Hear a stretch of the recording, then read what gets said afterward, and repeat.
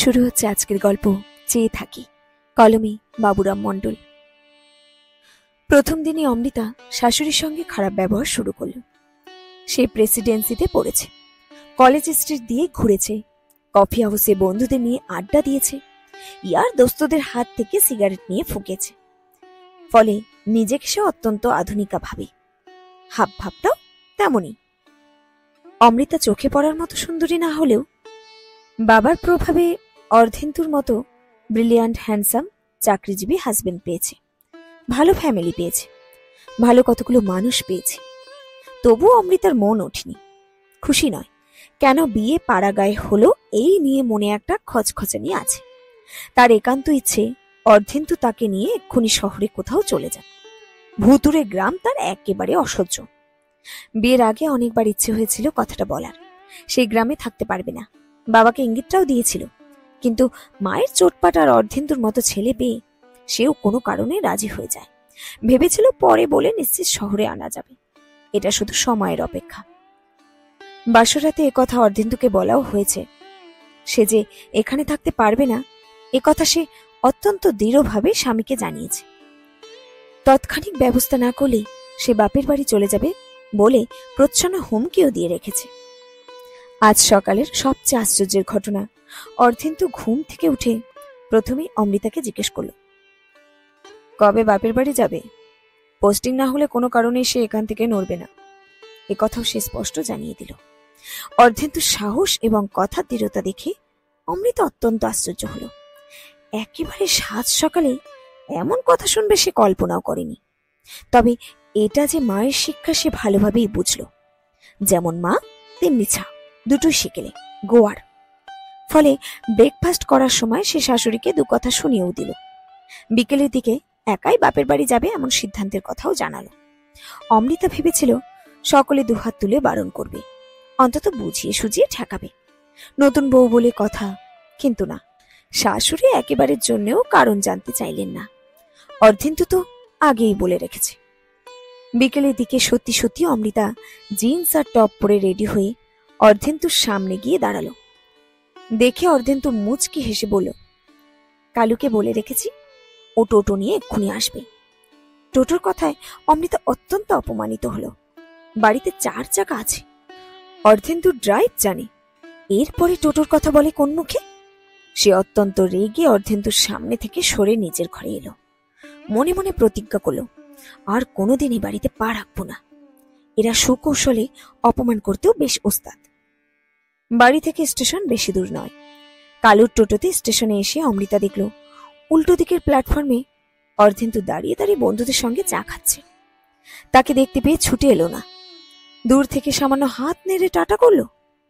রাগে অমৃতার গা হাত পা জ্বলে গেল। এরকম একটা উদাসীন ছেলের সঙ্গে তার বিয়ে হয়েছে। সে আরো রেগে টিকিট কাউন্টারের দিকে পা বাড়ালো। টিকিট দিতে দিতে কাউন্টারের ছেলেটি হঠাৎ আশ্চর্য হয়ে বলল, বৌদি, এই অবেলায় কোথায় যাচ্ছেন? একা নাকি? দাদা কোথায়?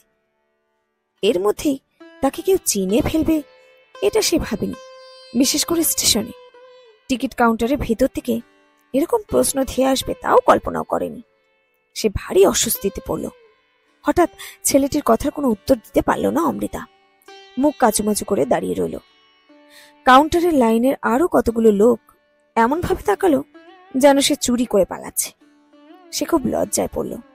কোনো মতে বলল, না না, কোথাও যাচ্ছি না, আমার এক রিলেটিভ ফিরবে তো, তার টিকিট। সে দ্রুত সরে এলো সেখান থেকে। হঠাৎ একটা মিথ্যে কথা বলে কেমন অস্বস্তি হচ্ছে।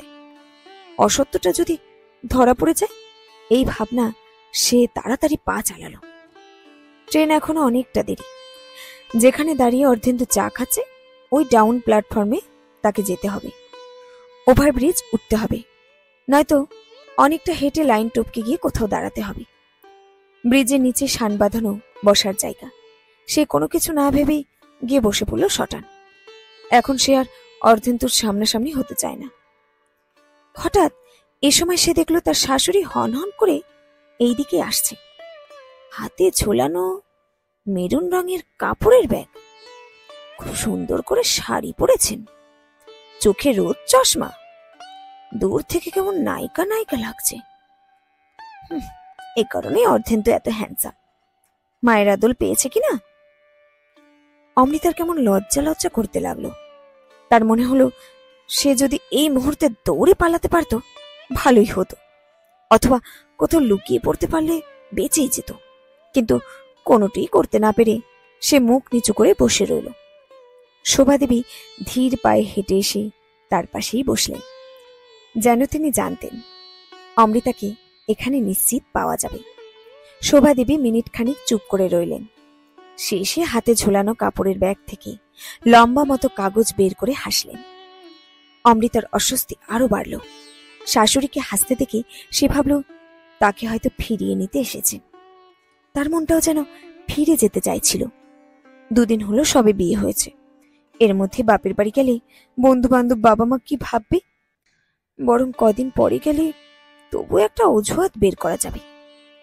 হঠাৎ শোভাদেবী হাতে লম্বা কাগজটি অমৃতাকে দিয়ে মাথায় হাত রেখে আদর করে বললেন, তোদের বিয়ের 10-12 দিন আগে একটি ছেলে আমাদের বাড়ি এসে দিয়ে গেছে, আর বলে গেছে তুই নাকি ওর কলেজে লাইফে রেজিস্ট্রি করা বউ ছিলি।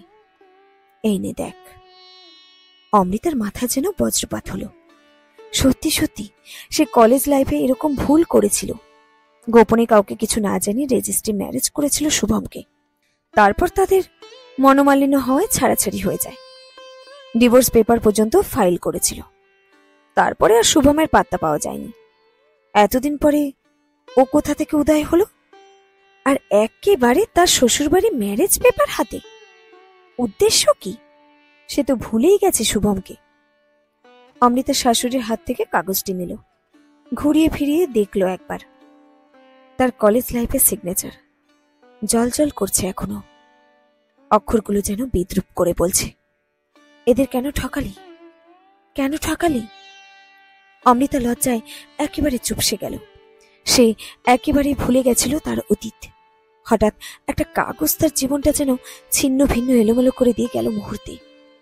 শোভাদেবী কিছু একটা অনুমান করে আর একবার নতুন করে অমৃতার মাথায় হাত রেখে বললেন, দেখ, অল্প বয়সে এরকম ভুল অনেকেই করে, কিন্তু দ্বিতীয়বার যদি আবার ইচ্ছে করে ভুল করিস, ইগো নিয়ে থাকিস, সে ভুলের কিন্তু ক্ষমা নেই। আমরা জেনে বুঝেই তোর সঙ্গে অর্ধেন্দুর বিয়ে দিয়েছিলাম, আর কেউ যদি থাকতে না চায় তাকে আমরা আটকাতে পারি না, কারো ব্যক্তি স্বাধীনতায় হাত দিতেও পারি না। ভালো থাকিস।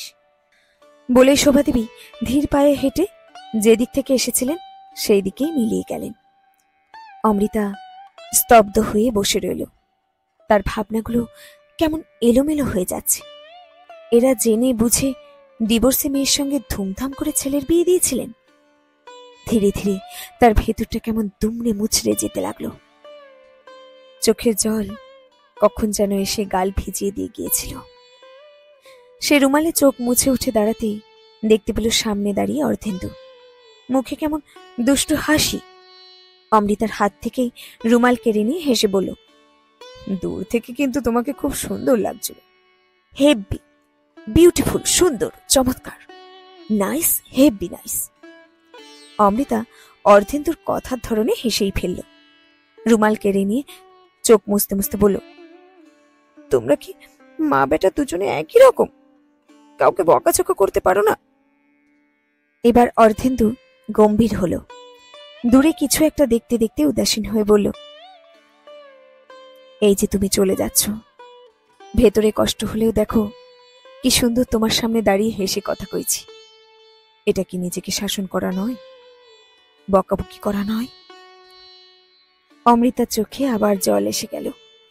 আবার রুমালে দু চোখ মুছে বলল, ওই দেখো ট্রেন ধেয়ে আসছে। বলেই হেসে অর্ধেন্দুর হাত খুব শক্ত করে ধরল। শেষ হলো আজকের গল্প চেয়ে থাকি। কলমে বাবুরাম মণ্ডল। গল্পটি সংগৃহীত হয়েছে বাবুরামের গান গল্পের পাতা থেকে।